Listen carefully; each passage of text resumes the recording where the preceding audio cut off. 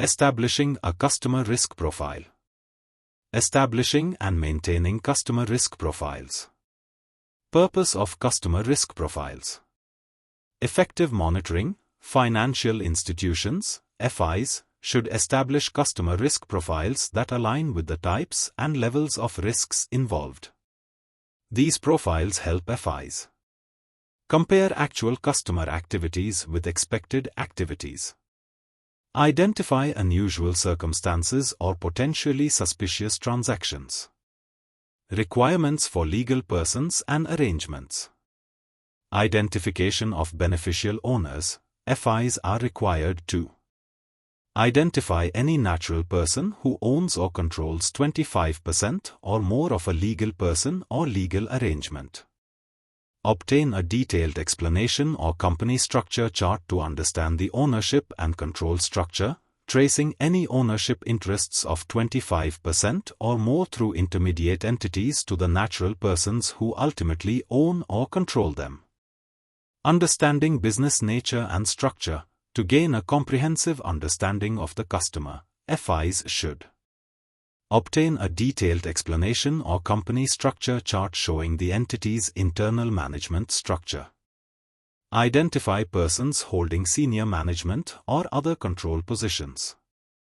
Gather information on the legal persons or arrangements majority-owned or controlled subsidiaries, including details about their business nature and operating locations. Understanding business relationships.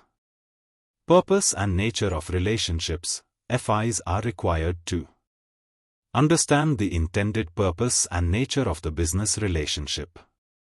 For legal persons or arrangements, understand the customer's business nature and its ownership and control structure. Ongoing due diligence based on risk profiles. Continuous monitoring. Based on the established risk profile, FIs should conduct ongoing due diligence on their business relationships. Ensure that transactions align with the information they have about the customer, including the type of activity, associated risks, and the source of funds where necessary. Enhanced due diligence for high-risk customers.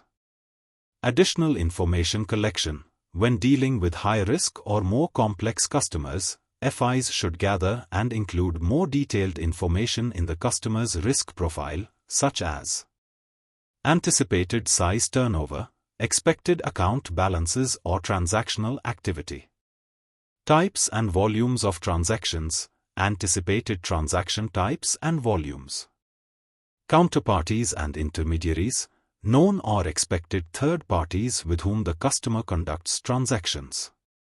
Geographical locations, locations related to the customer's transactional activity.